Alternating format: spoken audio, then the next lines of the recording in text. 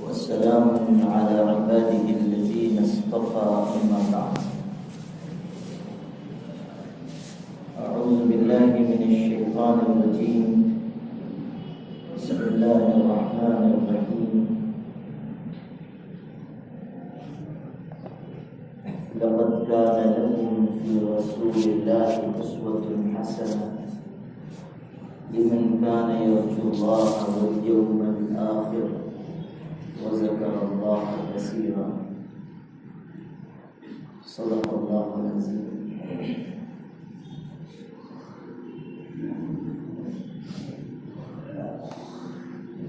قابل احترام بھائیوں اور بزرگوں،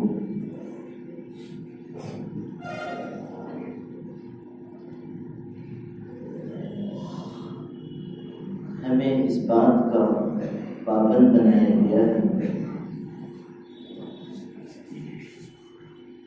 کہ ہم اپنے دل سے اس بات کا اقرار کریں اور اپنی زبان سے اس بات کا اظہار کریں کہ عبادت کے لائق صرف اللہ کی ذات ہے۔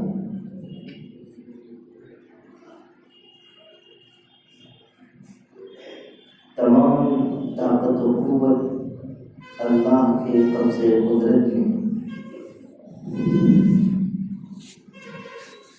کرنے والی ذات صرف اسی کی ہے۔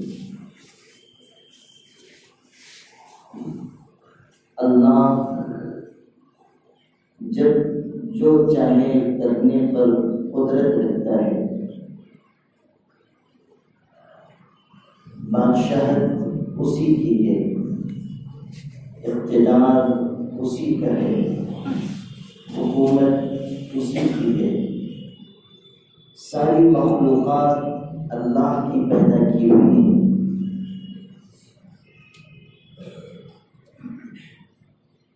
اللہ کے اچھے اچھے نام ہیں، اس کی پیاری صفات ہیں۔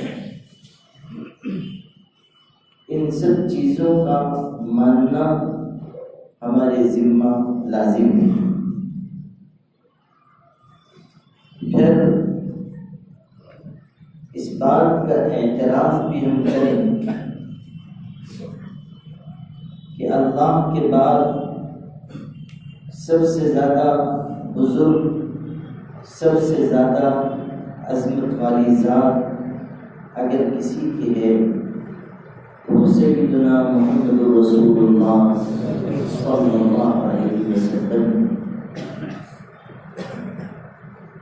آپ صلی اللہ علیہ وسلم صرف ایک نبی اور رسول نہیں ہیں، بلکہ آپ نبیوں کے امام ہیں، رسولوں کے تاجدار ہیں۔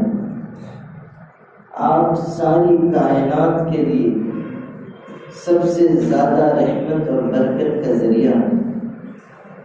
آپ صلی اللہ علیہ وسلم اللہ کے سب سے زیادہ محبوب ہیں۔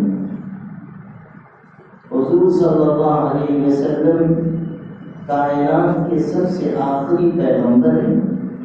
اب آپ کے بعد قیامت تک کوئی نبی نہیں آئے گا۔ آپ صلی اللہ علیہ وسلم نے اعلان فرمایا، انا خاتم النبیین لا نبی بعدی، میں آخری پیغمبر ہوں، اب میرے بعد کوئی نبی نہیں آنے والا۔ آپ صلی اللہ علیہ وسلم زمانے کے اعتبار سے سب سے آخر میں آئے، سارے نبیوں کے بعد آئے۔ آدم علیہ السلام سے نبیوں کا سلسلہ شروع ہوا اور ہزاروں پیغمبر آئے۔ صحیح تعداد اللہ جانتا ہے۔ ایک مسند احمد کی حدیث میں یہ بات ہے، 1,24,000 نبی آئے۔ ان سارے نبیوں کے بعد حضور اکرم سرکار دو عالم صلی اللہ علیہ وسلم تشریف لائے۔ ہر پیغمبر نے آپ کے آنے کی خوشخبری سنائی، لوگوں نے آپ کے آنے کا انتظار کیا۔ آپ صلی اللہ علیہ وسلم سے پہلے حضرت عیسیٰ گزرے، انہوں نے بھی اپنی قوم کو بشارت دی کہ میرے بعد ایک پیغمبر آئیں گے، ان کا نام احمد ہوگا۔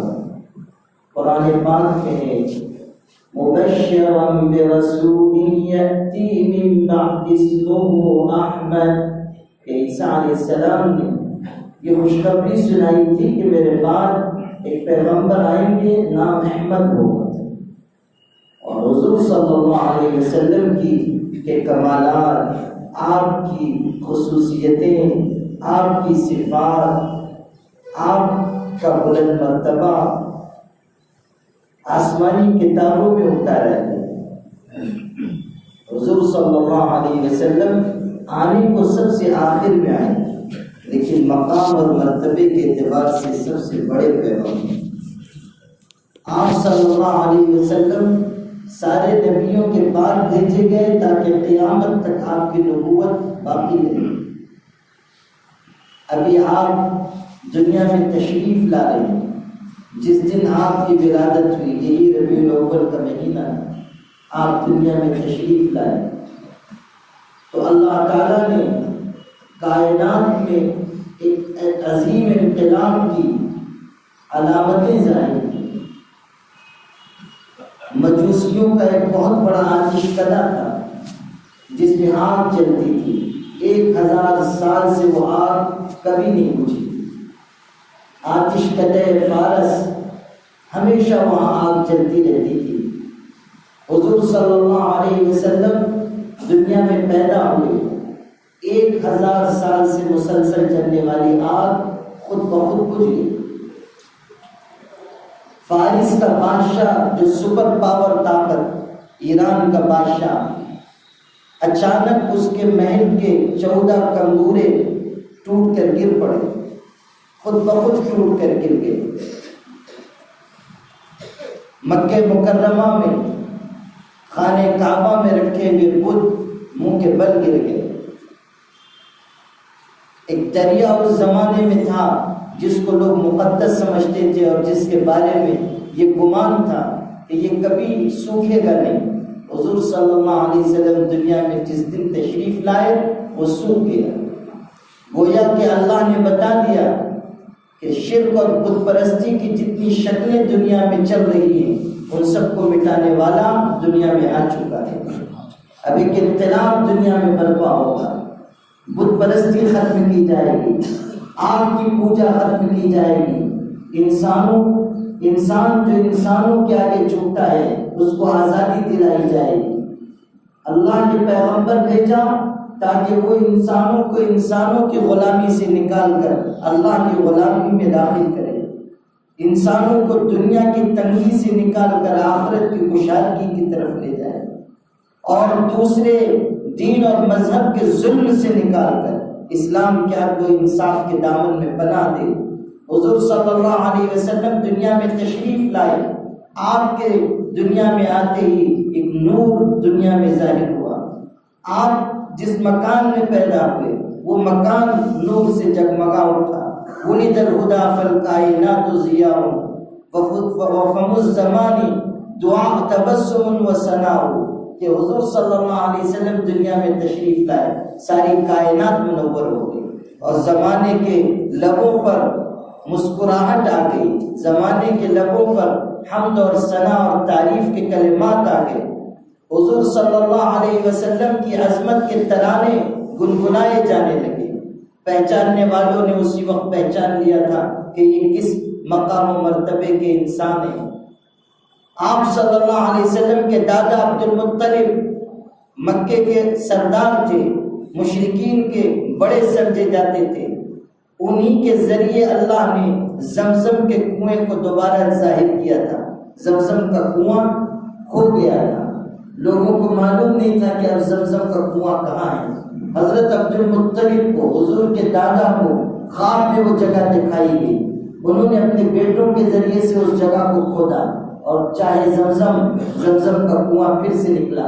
اس لیے ان کی بڑی عظمت تھی عرب میں، ان کا احترام تھا۔ ان کو یہ خصوصیت حاصل تھی کہ خانہ کعبہ کے سائے میں ان کے لیے تخت بچھایا جاتا تھا جس پر حضرت عبد المطلب بیٹھتے تھے۔ حضور صلی اللہ علیہ وسلم چھوٹے سے تھے، نوعمر تھے، بچپن کی عمر تھی۔ کبھی آپ کھیلتے کھیلتے اس تخت پر چڑھ کر بیٹھ جاتے تھے تو لوگ پکڑ کر اتارتے تھے کہ یہاں صرف عبد المطلب بیٹھ سکتے ہیں اور کوئی نہیں۔ کبھی حضرت عبد المطلب دیکھ لیتے تو کہتے دعوہ فإن لابنی ھذا شأنا، میرے اس بیٹے کو چھوڑ دو، اس لیے کہ میں یہ دیکھتا ہوں کہ یہ بہت عظیم الشان انسان ہوگا، اس کا بہت بڑا مقام اور مرتبہ ہوگا۔ دعوہ فإن لابنی ھذا شأنا، یہ بہت اونچے مقام تک پہنچے گا۔ حضور صلی اللہ علیہ وسلم بچپن کی عمر میں حضرت حلیمہ سعدیہ ان کو لے کر گئی دودھ پلانے کے لیے، اور اس واقعے کو بھی آپ یاد کر لیجیے۔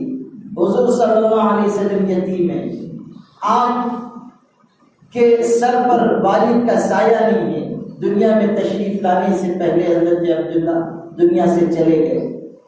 جب دودھ پلانے والی عورتیں آئیں اور انہوں نے مختلف بچوں کو دودھ پلانے کے لیے عرب کے دستور کے مطابق لینا چاہا تو حضور صلی اللہ علیہ وسلم کے بارے میں ان عورتوں کو یہ معلوم ہوا کہ یہ یتیم بچہ ہے، باپ کا سایہ سر پر نہیں، تو کسی خاتون نے لینا ان کو پسند نہیں کیا کہ ان سے کیا ملے گا، ان کے والد نہیں ہیں جو ہم کو انعام و اکرام سے نوازیں گے۔ حضرت حلیمہ نے بھی دیکھا، انہوں نے بھی حضور صلی اللہ علیہ وسلم کو لینے سے انکار کر دیا، لیکن جب کوئی بچہ ان کو نہیں ملا تو آخر میں حضرت حلیمہ سعدیہ نے کہا، اپنے شوہر سے مشورہ کیا کہ اسی یتیم لڑکے کو ہم لے لیں، خالی ہاتھ لوٹنے سے تو اچھا ہے کہ اس کو لے کر چلے جائیں۔ چنانچہ شوہر نے کہا کہ ضرور لے لو۔ حلیمہ سعدیہ کو کیا معلوم تھا کہ جس بچے کو یتیم ہونے کی بنیاد پر چھوڑا جا رہا ہے یہ وہ بچہ ہے جو آگے چل کے دنیا کے ہر یتیم کا سہارا بنے گا۔ کسے معلوم تھا کہ یہ وہ ذات گرامی ہے کہ ان کے بعد دنیا میں آنے والے ہر کمزور، ہر مظلوم اور دبے کچلے انسان کو ان کا فیض پہنچے گا۔ کون جانتا تھا کہ یہ بچہ آگے چل کر امام الانبیاء بنے گا؟ کون جانتا تھا کہ اللہ کی محبوبیت کا تاج اسی بچے کے سر پر سجایا جائے گا؟ حضرت حلیمہ نے مجبوری کے عالم میں حضور صلی اللہ علیہ وسلم کو لیا، لیکن وہ خود کہتی ہیں کہ حضرت کو لیتے ساتھ میری دنیا بدل گئی، قسمت جاگ اٹھی۔ جب آ رہی تھی تو سواری کمزور تھی، لوگوں سے وہ پیچھے رہ جاتی تھی، ان کی اونٹنی کمزور تھی، لوگ آگے بڑھ جاتے تھے، ان کی اونٹنی پیچھے رہ جاتی تھی۔ لیکن جب محمد صلی اللہ علیہ وسلم کو لے کر اپنی اونٹنی پر سوار ہوئی تو وہی اونٹنی اتنی تیز چلنے لگی کہ قافلے کے لوگ کہتے تھے کہ حلیمہ تم نے یہ اونٹنی کہاں سے لی ہے؟ حضور صلی اللہ علیہ وسلم کو ساتھ لے کر جب اپنے قبیلے میں، قبیلے بنو سعد میں پہنچ گئی اور اپنے گھر میں داخل ہوئی تو ان کا گھر نور سے منور ہو گیا۔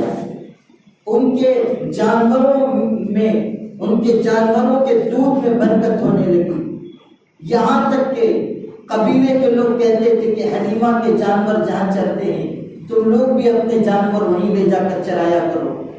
حالانکہ یہ چراگاہ کی برکت نہیں تھی بلکہ یہ محمد صلی اللہ علیہ وسلم کی برکت تھی۔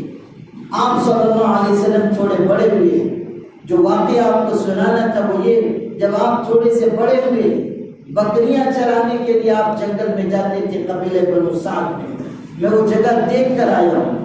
مکہ مکرمہ سے فاصلے پر وہ جگہ ہے، طائف سے بھی کچھ آگے وہ مقام ہے جو حضرت حلیمہ کا قبیلہ تھا، اور آج بھی حضرت حلیمہ کے مکان کھنڈر کی شکل میں اسی پرانی حالت میں باقی ہے، بالکل کچا مکان ہے، مٹی کا مکان ہے، اوپر لکڑی کی چھت ڈلی ہوئی ہے، اور وہ بھی آگے گر چکی ہے.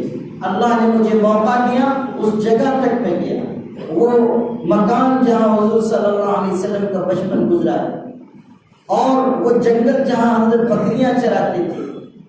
تو ایک مرتبہ آپ بکریاں چرانے کے لیے جنگل میں گئے. آپ صلی اللہ علیہ وسلم کے ساتھ آپ کے دو شریک بھائی تھے، حضرت حلیمہ کے بیٹے بیٹیاں، وہ ساتھ تھے. اتنے میں دو سفید کپڑے پہنے ہوئے لوگ کہیں سے ظاہر ہوئے.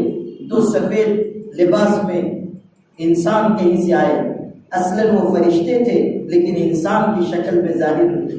انہوں نے محمد صلی اللہ علیہ وسلم کو، جو چھوٹے سے، ان کو آپ صلی اللہ علیہ وسلم کو ان لوگوں نے پکڑ لیا.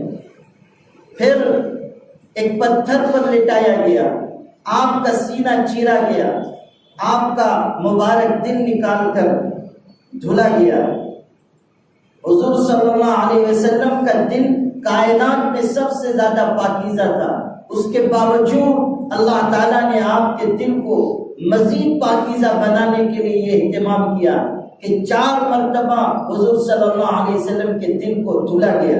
بچپن میں یہی جب حضرت حلیمہ سعدیہ کے ہاں آپ رہ رہے تھے. اس کے بعد جب آپ صلی اللہ علیہ وسلم کو نبوت دی جانی تھی، اس سے پہلے حضور صلی اللہ علیہ وسلم جب کچھ بڑے ہوئے، جوانی کی عمر کو پہنچنے والے تھے، اس سے پہلے، پھر جب آپ کو نبوت دی جانی تھی 40 برس کی عمر میں، اس وقت، پھر جب آپ کو معراج کے سفر پر لے جایا جانا تھا، اس سے پہلے آپ صلی اللہ علیہ وسلم کے قلب اطہر کو باضابطہ سینہ چیر کر دل نکال کر دھلا گیا.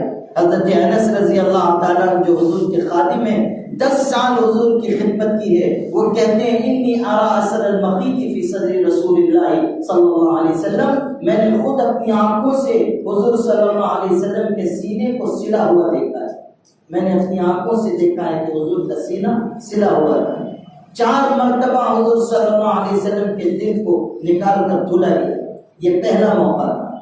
جب آپ کا دل دھل دیا گیا، سینہ سل دیا گیا، تو حضور صلی اللہ علیہ وسلم کو ایک ترازو میں رکھ کر تولا گیا. ان دونوں آنے والے لوگوں نے ایک ترازو قائم کی. اس کے ایک پلڑے میں حضور صلی اللہ علیہ وسلم کو رکھا، دوسرے پلڑے میں ایک آدمی کو بٹھایا. یہ چھوٹے ہیں، بچے ہیں، لیکن ایک پورے آدمی سے زیادہ وزنی نکلے.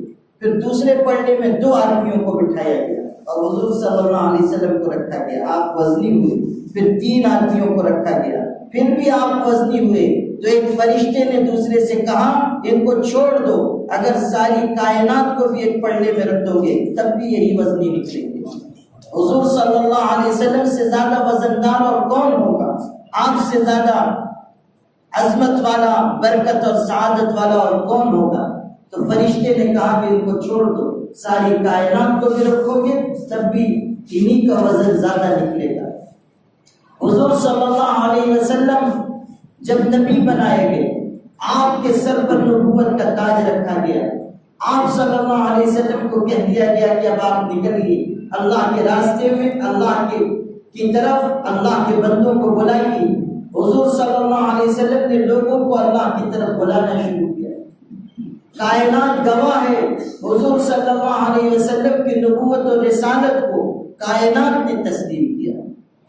انسان، سرکش انسان اور جناتوں کے علاوہ ساری کائنات نے آپ کی نبوت کو مانا.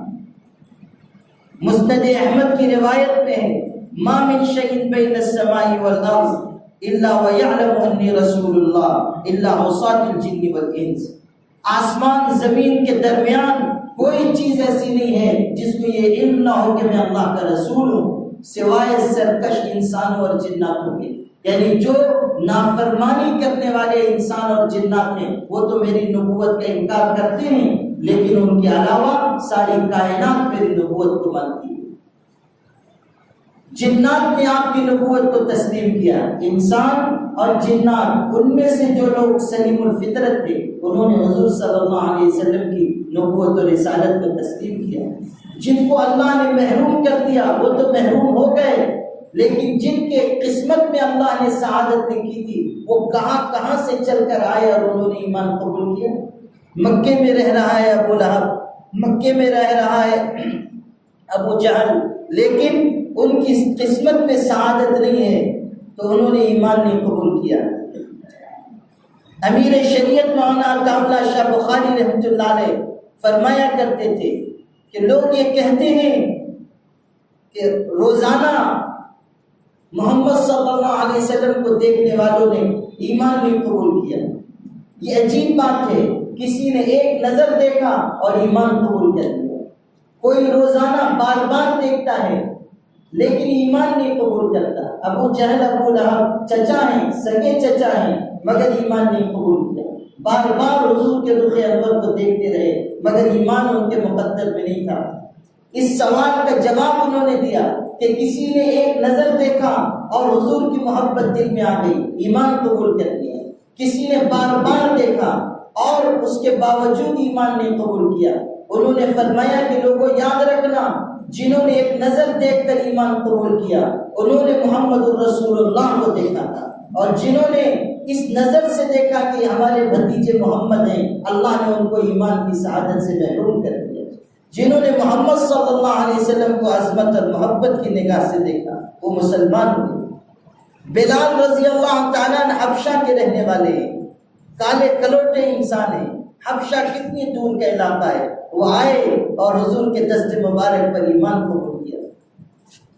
حضور صلی اللہ علیہ وسلم کے اخلاق سے متاثر ہو کر ایمان قبول کیا۔ آپ پڑھیے کیسے وہ ایمان لائے، خود بیان کرتے ہیں کہ مکہ مکرمہ میں تھا، غلام تھا، آقا کی اپنے مالک کی خدمت کرتا تھا، میرا آقا بہت ظالم تھا، پریشان کرتا تھا، دن میں بھی کام لیتا تھا اور رات کو آرام کرنے کے وقت مجھ سے کہتا تھا کہ بیٹھ کر چکی گھماؤ۔ اس زمانے میں پتھر کی چکی ہوتی تھی، بہت مشقت کے ساتھ اس کو چلانا پڑتا تھا، لیکن یہ غلام تھے، آقا ان کا ظلم کرتا تھا، رات کو بھی چکی گھمانے پر، آٹا پیسنے پر مجبور کرتا، دن بھر کے تھکے ہوئے رات میں سونے کے بجائے یہ کام کرنا پڑتا۔ ایک رات یہ چکی گھما رہے ہیں، تکلیف کی وجہ سے آہ کرتے ہیں اور روتے ہیں، اتنے میں دروازے پر کسی نے دستک دی، انہوں نے اٹھ کر دروازہ کھولا۔ آنے والا شخص اجنبی ہے، پوچھا کیا بات ہے؟ آنے والے شخص نے کہا کہ میں نے یہاں سے کسی کے رونے کی آواز سنی ہے، کسی کو کوئی تکلیف ہے۔ انہوں نے کہا میں نہیں رو رہا تھا، میرے آقا مجھ سے دن میں کام لیتے ہیں، رات کو بھی مجھ کو چکی گھمانے پر، آٹا پیسنے پر مجبور کر دیتے ہیں، میں تکلیف میں ہوں اس لیے رونے کی آواز آ رہی ہے۔ محمد صلی اللہ علیہ وسلم دروازے پر کھڑے ہیں، آپ کے اخلاق دیکھیے، آپ کا کردار دیکھیے۔ آپ کہتے ہیں میرے پاس اتنی استطاعت نہیں ہے کہ میں تم کو خرید کر آزاد کر دوں، اتنا پیسہ میرے پاس نہیں ہے، لیکن میں اتنا تو کر سکتا ہوں کہ ایک رات کے لیے تم کو آرام پہنچاؤں، تم اطمینان سے سو جاؤ، تمہاری جگہ میں رات بھر چکی گھما دیتا ہوں، میں آٹا پیس دیتا ہوں، تمہارا آقا تمہارا مالک کچھ نہیں کہے گا۔ حضور صلی اللہ علیہ وسلم بیٹھ گئے، آپ نے اپنے ان مبارک ہاتھوں سے رات بھر چکی چلائی جن ہاتھوں کو جبریل اور اسرافیل بوسہ دیا کرتے تھے، وہ ہاتھ جن کے تقدس کے اوپر ساری کائنات قربان ہو، آپ صلی اللہ علیہ وسلم ان ہاتھوں سے چکی چلا رہے ہیں۔ اگلی رات پھر یہ واقعہ ہوا، آپ گزرے، آپ نے پھر رونے کی آواز سنی، آپ کے قدم رک گئے، آپ تشریف لائے، پھر پوچھا کیا بات ہے؟ کہا آج بھی دن بھر محنت کی ہے، رات کو سونے کے بجائے مشقت کرنی پڑ رہی ہے اس لیے تکلیف ہے۔ آپ نے کہا تم سو جاؤ، میں چکی چلاتا ہوں۔ تیسری رات جب یہ واقعہ ہوا اور صبح کے وقت حضور صلی اللہ علیہ وسلم واپس جانے لگے تو حضرت بلال نے کہا کہ آپ کون ہیں؟ اتنے شریف انسان، اتنے بااخلاق، مکے میں نے ایسا شریف انسان نہیں دیکھا، آپ کوئی بہت اونچے مقام کے آدمی معلوم ہوتے ہیں۔ تو محمد صلی اللہ علیہ وسلم نے فرمایا میں اللہ کا رسول ہوں، خدا کا پیغمبر ہوں، محمد میرا نام ہے۔ حضرت بلال اتنے متاثر ہو چکے تھے کہ آپ کے قدموں میں گر گئے اور کہا کہ میں گواہی دیتا ہوں کہ آپ اللہ کے سچے رسول ہیں۔ جس شخص کے اندر خدمت کا یہ جذبہ ہو، جس کے اندر لوگوں کے کام آنے کی عادت ہو، جس کے دل میں انسانوں کے لیے گنجائش ہو، وہ شخص جھوٹا انسان نہیں ہو سکتا۔ آپ اگر نبی ہونے کا دعویٰ کرتے ہیں تو آپ سچے نبی ہیں۔ اور محمد صلی اللہ علیہ وسلم کی امت کے لوگوں، ذرا اس آئینے میں اپنے آپ کا جائزہ لے کر دیکھو کہ کہاں ہمارے پیغمبر کی یہ حالت ہے کہ وہ ایک غلام، ایک غریب اور فقیر انسان کو سلا کر ان کی جگہ چکی چلاتے ہیں اور راحت اور آرام پہنچانے کی کوشش کرتے ہیں۔ مکے کی چلچلاتی دھوپ میں بوڑھی عورتوں کا بوجھ اپنے کندھے پر اٹھا کر لے جاتے ہیں۔ یہودی شخص سے غلطی ہو جاتی ہے، قصور ہو جاتا ہے اور وہ گھر میں ناپاکی کر دیتا ہے تو اپنے ہاتھ سے اس کی ناپاکی کو صاف کرتے ہیں۔ محمد صلی اللہ علیہ وسلم کی خدمت کا یہ جذبہ ہے کہ کوئی فقیر کوئی مسکین دروازے پر آ جاتا ہے اور کہتا ہے اللہ کے نام پر کچھ دے دو، اور آپ کے لیے گھر میں صرف افطار کے لیے ایک گلاس دودھ رکھا ہوا ہے تو آپ وہ ایک گلاس دودھ اٹھا کر فقیر کو دے دیتے ہیں، خود بغیر افطاری اور سحری کے پھر اگلے دن روزہ رکھ لیتے ہیں۔ حضور صلی اللہ علیہ وسلم کی سخاوت کا یہ عالم ہے، کان اجود من الريح المرسلہ، حضور صلی اللہ علیہ وسلم تیز چلنے والی ہواؤں سے زیادہ سخاوت فرماتے ہیں، دریا دلی فرماتے ہیں، لوگوں کو نوازتے ہیں۔ حضور صلی اللہ علیہ وسلم تشریف فرما ہے، آپ کو کسی سے کوئی تکلیف پہنچ گئی، ایک شخص ہے کسی غلطی کی وجہ سے آپ کو تھوڑی سی تکلیف ہو گئی، حضور صلی اللہ علیہ وسلم نے ان کو نظر اٹھا کر دیکھا، کہا بسم اللہ اوجعتنی، تم نے مجھ کو تکلیف پہنچا دی، آپ کے ہاتھ میں کوئی چیز تھی، اس نے آپ نے ہلکے سے ان کو یوں ذرا سا مارا اور آپ نے فرمایا کہ تو نے مجھ کو تکلیف پہنچائی۔ یہ تو ہو گیا، وہ شخص کو اتنا احساس ہوا، وہ کہتے ہیں رات بھر میں سو نہیں سکا، بار بار مجھ کو یہ خیال آتا تھا کہ اللہ کے رسول کو میری وجہ سے تکلیف ہو گئی۔ صبح ہوئی تو ایک شخص میرا نام لیتا ہوا پھر رہا ہے، فلاں کہاں ہے؟ میں نے سمجھا شاید مجھ پر کوئی غصہ اترے گا، حضور صلی اللہ علیہ وسلم کوئی سزا دیں گے، جلدی جلدی میں حاضر خدمت ہوا، حضور کی طرف سے بلاوا آیا تھا، گیا، حضور نے فرمایا کل تم نے مجھ کو تکلیف پہنچائی، میں نے تم کو کسی چیز سے ذرا ہلکے سے مار دیا، یہ 80 بکریاں ہیں، میں نے کل تم کو ذرا ہلکے سے مار دیا تھا، ان کے عوض میں یہ 80 بکریاں لے کر چلے جاؤ۔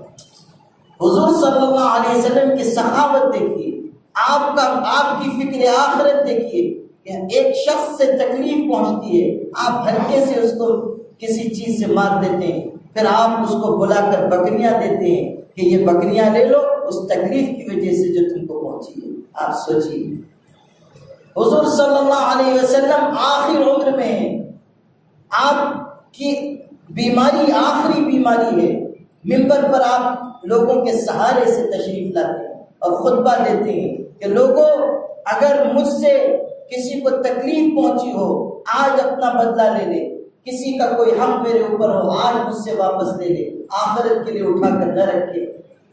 حضرت اسید ابن حضیر رضی اللہ تعالیٰ مجمع میں کھڑے ہوتے ہیں، کہتے ہیں اللہ کے رسول میرا ایک حق ہے آپ کے اوپر، فلاں جنگ کے موقع پر آپ صفیں سیدھی کر رہے تھے، میں سب سے آگے نکلا ہوا تھا، آپ نے میرے پیٹ میں انگلی چبھو دی تھی مجھ کو پیچھے کرنے کے لیے، وہ تکلیف مجھ کو یاد ہے، میں آج بدلہ لینا چاہتا ہوں۔ صحابہ حیران ہیں، اسید کو کیا ہو گیا، اتنی معمولی تکلیف کی وجہ سے یہ کہتے ہیں کہ میں بدلہ لینا چاہتا ہوں، اور حضور صلی اللہ علیہ وسلم نے تو جان بوجھ کر تکلیف بھی نہیں پہنچائی، آپ نے سب سیدھی کرنے کے لیے انگلی چبھو کر پیچھے کر دیا۔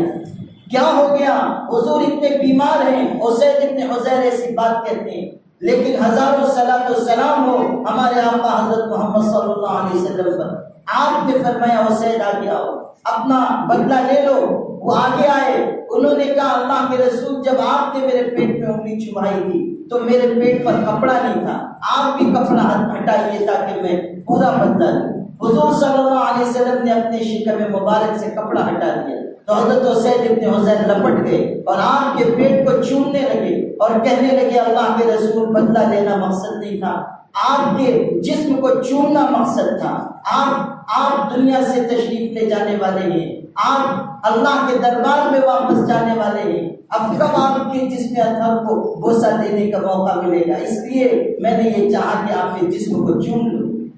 آپ سوچئے صحابہ کس درجے کی محبت کرتے تھے اور حضور صلی اللہ علیہ وسلم کتنا خیال فرماتے تھے، تو آپ نے اتنی خدمت کی، آپ نے اس طرح لوگوں کا ساتھ دیا، لیکن آج امت کے لوگوں کو دیکھو، انہی کا نام لینے والوں کو دیکھو، انہی کے نام کا کلمہ اپنی زبان سے ادا کرنے والوں کو دیکھو کہ اپنے سگے بھائی تک کا حق ادا کرنے کے لیے تیار نہیں۔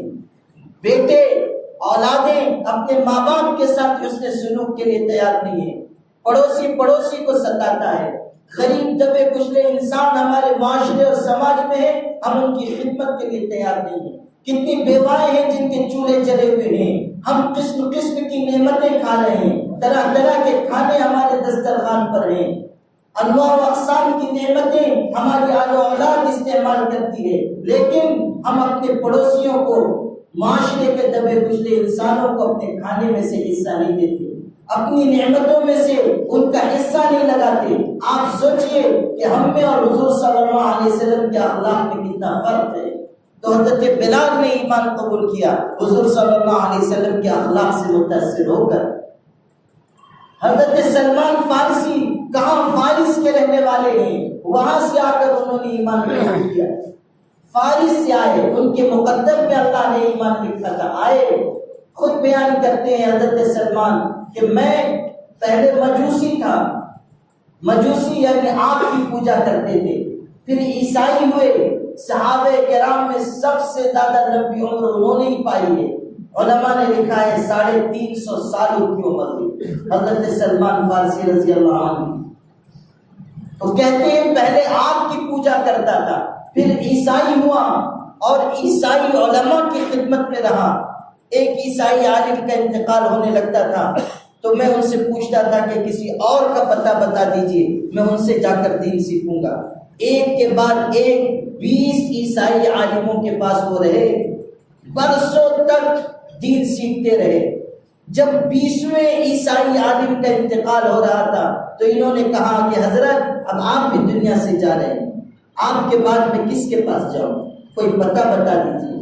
تو اس عیسائی عالم نے کہا کہ میرے بیٹے تم کہتے ہو کہ میں تم کو کسی کا پتہ بتاؤں، صاف سن لو، اب حضرت عیسیٰ علیہ السلام کے دین پر کوئی باقی نہیں رہا، ان کی تعلیمات میں ملاوٹ کر دی گئی ہے، آسمانی کتاب میں تبدیلی کر دی گئی ہے، اب کوئی عیسیٰ علیہ السلام کے دین پر نہیں ہے۔ البتہ جو باتیں ہم نے آسمانی کتاب میں پڑھی ہیں ان کی روشنی میں تم کو بتاتا ہوں کہ اب نبی آخر الزمان صلی اللہ علیہ وسلم کا دور قریب آ چکا ہے، جو آخری پیغمبر دنیا میں آئیں گے ان کا زمانہ قریب آ چکا ہے، اب تم ان کا انتظار کرو اور دیکھو میں ان کی نشانی بتا دیتا ہوں، ان نشانیوں کو تم دیکھ لینا تب ان پر ایمان قبول کرنا۔ پہلی نشانی یہ ہے کہ وہ پتھریلی زمین میں آئیں گے، دوسری نشانی یہ ہے کہ وہ ہدیہ استعمال کریں گے، تیسری بات یہ ہے کہ وہ صدقہ استعمال نہیں کریں گے، اور چوتھی بات یہ ہے کہ ان کے دونوں کندھوں کے درمیان مہر نبوت ہوگی، ایک گوشت کا ابھار ہوگا جیسے کبوتر کا انڈا ہوتا ہے، اتنا بڑا گوشت کا ابھار ان کے دونوں کندھوں کے درمیان ہوگا۔ محمد صلی اللہ علیہ وسلم کے کندھوں کے درمیان مہر نبوت تھی، پیدائشی طور پر مہر نبوت تھی، یہ سب دیکھ لینا تب ایمان قبول کرنا۔ حضرت سلمان فارسی کہتے ہیں میں سمجھ گیا کہ پتھریلی زمین تو عرب کی زمین ہے، یہ ایران کے رہنے والے ہیں، کہتے ہیں کہ میں سمجھ گیا کہ یہ زمین تو عرب کی ہے، وہیں آخری پیغمبر آئیں گے، لوگوں سے کہہ دیا کہ عرب جانے والا کوئی قافلہ آئے گا تو بتانا۔ میں نے محنت مزدوری کر کے کچھ بکریاں کچھ اونٹ جمع کیے، کچھ دنوں کے بعد ایک قافلہ آیا جو عرب کی طرف جا رہا تھا، میں ان کے پاس گیا، میں نے کہا یہ بکریاں یہ اونٹ لے لو مگر مجھ کو عرب کی زمین پر پہنچا دو۔ حضرت سلمان کہتے ہیں کہ ان لوگوں نے وہ اونٹ بکریاں مجھ سے لے لیے، مجھ کو لے کر چلے، جب اگلی منزل تک پہنچے ظلمونی و باعونی، تو مجھ پر ظلم کیا اور میرے تمام ساز و سامان مال سب چھین لیے اور مجھ کو اپنا غلام کہہ کر بیچ دیا۔ اس زمانے میں انسان خریدے بیچے جاتے تھے، مجھ کو غلام کہہ کر بیچ دیا۔ اب آپ سوچئے وہ ان پر ظلم ہوا ہے، ان کو غلام بنا کر بیچ دیا گیا ہے، وہ کہاں جاتے کس کو معلوم تھا؟ لیکن اللہ نے یہ طے کر دیا تھا کہ یہ پہنچیں گے مدینہ پاک، یہ پہنچیں گے حضور صلی اللہ علیہ وسلم کی خدمت میں، اور اللہ جب کوئی بات طے کر دیتا ہے تو پھر کون ہے اللہ کی بات کو روکنے والا، کون ہے اللہ کے فیصلے کو ٹالنے والا؟ اللہ کا فیصلہ تھا۔ حفاظت جس سفینے کی انہیں منظور ہوتی ہے، اللہ جس کشتی کی حفاظت کرتا ہے، حفاظت جس سفینے کی انہیں منظور ہوتی ہے، کنارے تک خود اسے لا کے طوفان چھوڑ جاتے ہیں۔ اللہ تعالیٰ نے طے کیا تھا کہ یہ پہنچیں گے، تو جس شخص نے ان کو خریدا وہ قبا کا رہنے والا تھا جو مدینے کے قریب کی آبادی ہے، وہ لے کر سیدھا قبا ان کو چلا گیا، ایک کھجور کے باغ میں ان کو ملازمت پر نوکری پر لگا دیا۔ یہ خدمت کرتے تھے، دن بھر محنت مزدوری کرتے تھے، شام کو کچھ مزدوری مل جاتی تھی، گزر بسر ہو رہی ہے۔ کہتے ہیں کہ کچھ دنوں کے بعد میں باغ میں کام کر رہا تھا، اتنے میں میرے مالک کا چچا زاد بھائی دوڑا آیا، آ کر کہنے لگا ارے تم یہاں ہو، ہماری بستی میں ایک شخص مکے سے آیا ہے جو یہ کہتا ہے کہ میں اللہ کا پیغمبر ہوں، نبی ہوں۔ محمد صلی اللہ علیہ وسلم جب مکے سے ہجرت کر کے مدینہ تشریف لے جا رہے تھے تو آپ پہلے قبا میں رکے، 14-15 دن آپ کا قبا میں قیام رہا۔ تو کہتے ہیں کہ میرے مالک کا چچا زاد بھائی آیا کہ ہماری بستی میں ایک شخص آئے ہیں، وہ کہتے ہیں وہ اللہ کے پیغمبر ہیں۔ میں تیزی سے اوپر سے کود گیا، اترا بھی نہیں، کان میں آواز پڑی کہ کوئی نبی آئے، بس کود گیا۔ میں نے آ کر کہا، میں نے پوچھا اس سے تم نے کیا کہا؟ تو میرے مالک نے مجھ کو ایک تماچا مارا اور کہا جا تو اپنا کام کر، تجھ کو ان باتوں سے کیا مطلب آیا؟ چنانچہ میں شام تک رک گیا، شام کو کچھ کھجوریں لے کر میں گیا بستی میں، پوچھا کہ وہ اجنبی شخص کہاں ہیں جو مکے سے آئے ہیں، لوگوں نے پتہ بتایا۔ میں گیا، میں نے وہ کھجوریں پیش کی اور پیش کرتے ہوئے کہا کہ یہ صدقے کی کھجوریں ہیں، ان کو لے لیجیے۔ صدقے کی کھجوریں دیکھنا چاہتا تھا کہ وہ نشانی جو اس عیسائی عالم نے بتائی ہے، صدقے کی کھجوریں۔ کہتے ہیں کہ میری آنکھوں نے دیکھا کہ محمد صلی اللہ علیہ وسلم نے وہ کھجوریں اپنے ساتھیوں کی طرف بڑھا دی، ایک کھجور بھی آپ نے استعمال کی، آپ نے اپنے ساتھیوں کی طرف اس کو بڑھا دیا۔ میرے دل سے آواز آئی کہ یہ نشانی تو پوری ہو گئی، اور دیکھتا ہوں۔ چند دن کے بعد میں پھر کھجوریں لے کر گیا، خدمت میں پیش کی، کہا ہدیہ ہیں۔ حضور صلی اللہ علیہ وسلم نے خوشی خوشی قبول کیا اور اس میں سے خود بھی آپ نے کھایا، اپنے ساتھیوں کو بھی کھلایا۔ میرے دل سے آواز آئی کہ یہ دوسری نشانی بھی پوری ہو گئی، اب وہ تیسری نشانی جو کندھوں کے درمیان مہر نبوت ہے وہ دیکھنا چاہیے۔ میں پھر حاضر خدمت ہوا، اس وقت حضور صلی اللہ علیہ وسلم قبا سے مدینہ جا چکے تھے۔ میں مدینہ گیا، مدینے میں حاضر ہوا، حضور صلی اللہ علیہ وسلم اپنے کسی ساتھی کو دفنا کر آئے تھے اور صحابہ کے مجمع میں بیٹھے ہوئے ہیں، آپ کپڑا پہنے ہوئے تھے، اوپر سے ایک چادر بھی آپ کے کندھے پر ڈلی ہوئی تھی۔ اب مجھ کو شرم آئی کہ میں کیسے کہوں کہ آپ اپنا کرتا ہٹا کر دکھائیے، مجھ کو کوئی دیکھنا ہے، آپ چادر گرائیے، مجھ کو کوئی دیکھنا ہے۔ مجھ کو شرم آئی تو میں نے یہ کیا، میں نے یہ سوچا کہ ذرا چکر لگاتا ہوں، ہو سکتا ہے اوپر ہی سے کچھ ابھار نظر آ جائے۔ میں نے ایک چکر لگایا، دوسرا چکر لگایا، کچھ نظر نہیں آیا، تیسرا چکر لگا رہا تھا کہ حضور صلی اللہ علیہ وسلم نے نگاہ اٹھا کر مجھ کو دیکھا اور فرمایا کہ سلمان ادھر آ، میں تجھ کو وہ چیز بتاتا ہوں جو ایک عیسائی عالم نے مرتے دم تجھ سے بیان کی تھی کہ میرے دونوں کندھوں کے درمیان مہر نبوت ہوگی، ادھر آ میں تجھ کو بتاتا ہوں۔ پھر آپ نے اپنی چادر گرا دی، آپ نے اپنا کرتا ہٹا دیا اور مہر نبوت دکھائی کہ دیکھو یہ ہے وہ چیز جس کو ایک عیسائی عالم نے تم سے بیان کیا تھا۔ کہتے ہیں حضرت سلمان فارسی کہتے ہیں، مسلم شریف کی حدیث ہے، فَانْقَبَضْتُ عَلَيْهِ، محبت کے مارے میں حضرت پر گر پڑا، اس مہر نبوت پر گر پڑا، میں نے اس کو چوما اور بوسا دیا، مہر نبوت کو چوما اور اسی مجلس میں میں نے حضرت کے دست مبارک پر ایمان قبول کیا، اس وقت میں نے ایمان قبول کیا۔ آپ سوچئے اللہ نے جن کے لیے سعادت لکھی تھی ان کو کہاں کہاں سے لا کر حضور کے قدموں میں پہنچایا گیا، انہوں نے ایمان قبول کیا۔ حضور صلی اللہ علیہ وسلم نے عام اعلان کیا، یا ایھا الناس قولوا لا الہ الا اللہ تفلحوا، اے دنیا کے انسانوں کہہ دو اللہ کے علاوہ کوئی عبادت کے لائق نہیں ہے، کامیاب ہو جاؤ گے۔ جھوٹے خداؤں کا انکار کرو، ایک خدا کو تسلیم کرو، اللہ کے علاوہ ساری جھوٹی خدائی کا انکار کر کے جب اللہ کا اقرار کرو گے تب تم مومن ہوگے، تب تم کامیاب ہوگے۔ حضور صلی اللہ علیہ وسلم نے دعوت دین کے سلسلے میں کتنی قربانیاں برداشت کی، آپ نے کتنی مشقتیں جھیلی۔ جب آپ مکے کی گلیوں میں نکلتے تھے تو لوگ آپ کو ساحر اور دیوانہ کہتے تھے، آپ کے اوپر کوڑا کرکٹ پھینکا جاتا تھا، آپ کے راستے میں کانٹے بچھائے جاتے تھے۔ آپ صلی اللہ علیہ وسلم کی دو بیٹیوں کو طلاق دے دی گئی صرف اسی وجہ سے کہ آپ اللہ کے دین کی دعوت دے رہے ہیں۔ آپ صلی اللہ علیہ وسلم طائف تشریف لے گئے لوگوں کو دین کی طرف بلانے کے لیے، تو تو ظالموں نے کہا کہ تم ہو وہ شخص جس کو اللہ نے پیغمبر بنایا ہے، تو تمہارے پاس تو سواری کے لیے گدھا بھی نہیں۔ ایک نے کہا کہ اگر تو جھوٹا ہے تو میں تجھ سے بات نہیں کرنا چاہتا، اور سچا ہے تو تیری بات کا انکار کرنے سے اللہ کا عذاب ہے۔ یہ سردار ہیں جو اس طرح کا جواب دیتے ہیں۔ پھر اوباشوں کو پیچھے لگا دیا گیا کہ ان کو مارو، ان کو تکلیف پہنچاؤ۔ حضور صلی اللہ علیہ وسلم کے سر کا خون آپ کے قدموں تک پہنچا۔ ہماری ماں عائشہ کہتی ہیں کہ میں نے پوچھا تھا اللہ کے رسول سے کہ آپ کو دعوت دین کے سلسلے میں بہت تکلیفیں دی گئیں، لیکن سب سے زیادہ تکلیف آپ کو کب پہنچی؟ تو آپ نے فرمایا لقیت فی اللہ ما لقیت ولکن اشد ما لقیت یوم العقبہ۔ اللہ کے راستے میں جو تکلیف مجھ کو پہنچنی تھی وہ تو پہنچی، لیکن سب سے زیادہ تکلیف مجھ کو طائف میں پہنچائی گئی، سب سے زیادہ مجھ کو ستایا گیا۔ آپ صلی اللہ علیہ وسلم کی جوتیاں خون سے بھر گئی۔ آپ باغ میں تشریف لائے اور ایک انگور کے باغ میں ایک دیوار سے ٹیک لگا کر بیٹھے۔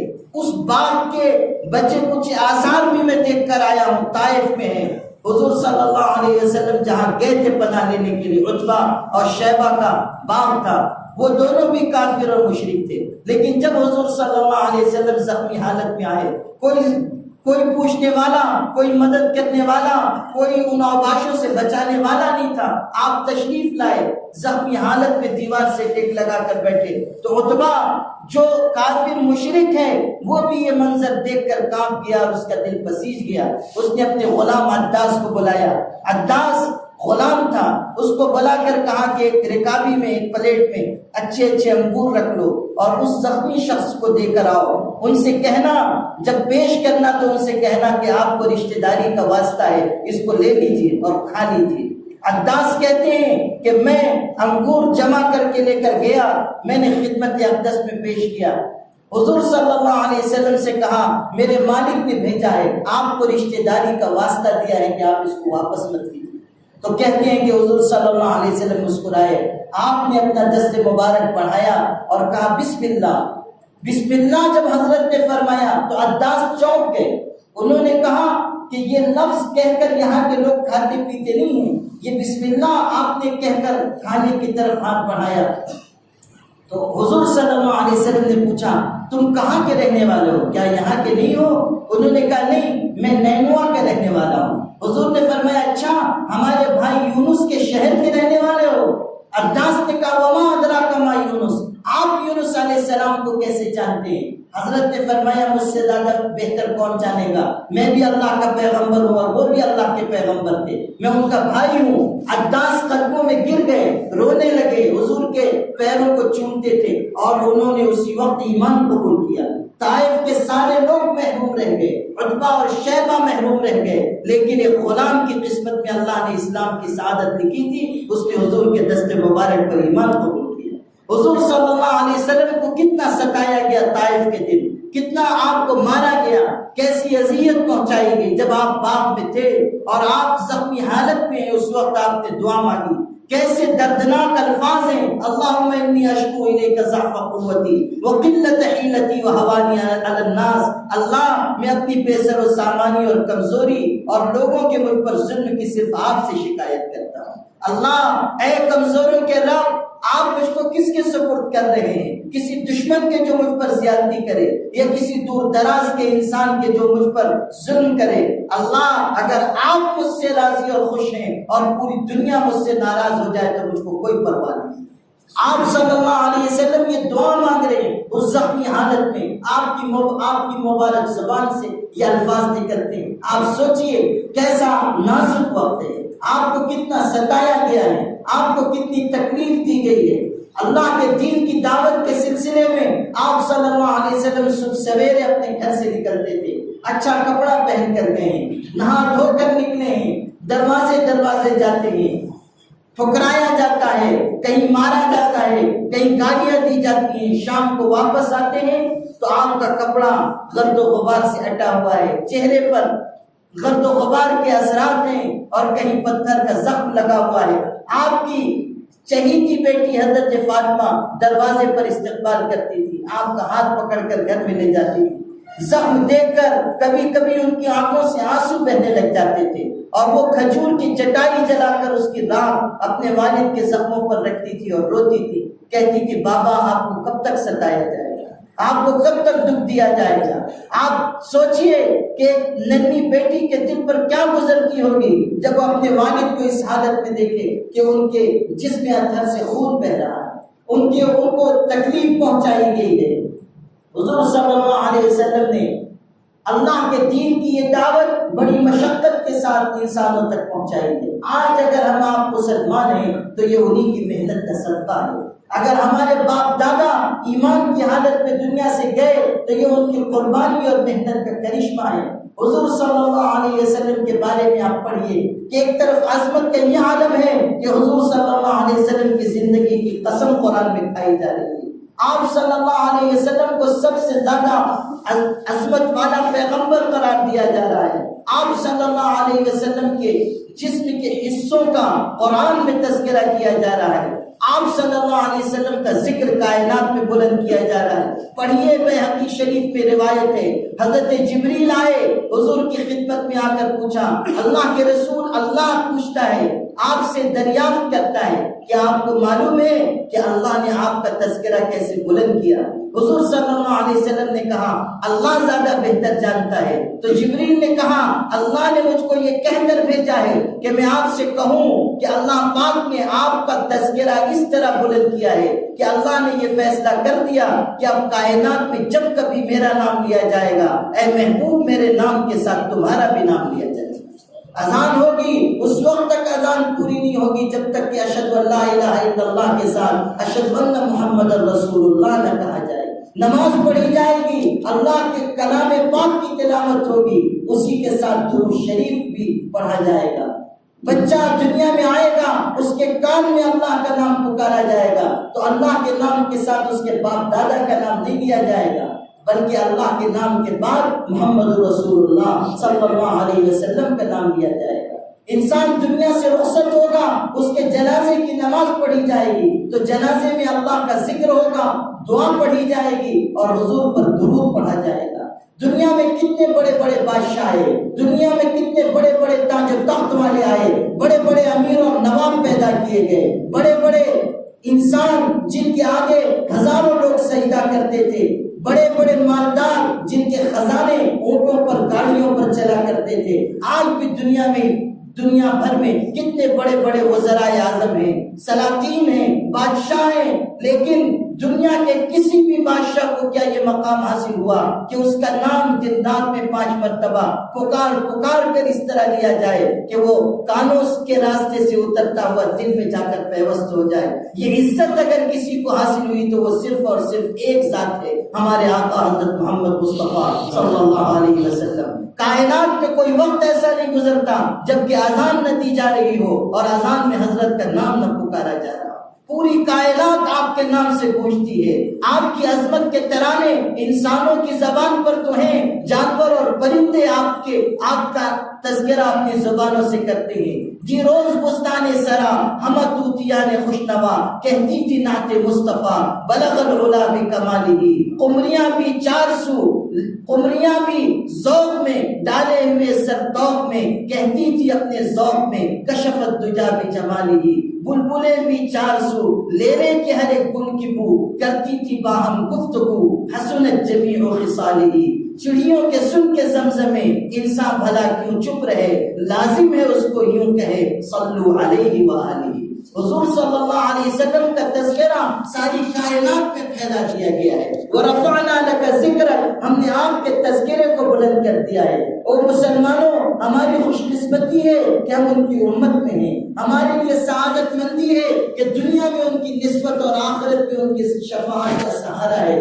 ہمارے لیے کتنی بڑی عزت کا مقام ہے کہ ہم انہی کے نام لیوا ہیں اور انہی کی طرف اپنے آپ کو منسوب کرتے ہیں۔ لیکن آپ اپنی زندگیوں پر غور کیجئے، اپنے احوال پر غور کیجئے، اپنے معاشرے کو دیکھیے، اپنی انفرادی اجتماعی زندگی کو دیکھیے کہ ہم حضور صلی اللہ علیہ وسلم سے کتنا قریب ہیں، ہم ان کے طور طریقے کو کتنا اپنانے والے ہیں۔ آج ایک مسلمان ان کا نام لیتا ہے اور اپنی عبادت، اپنی معاشرت، اپنی تجارت، اپنی اخلاق سب کو بگاڑے ہوئے۔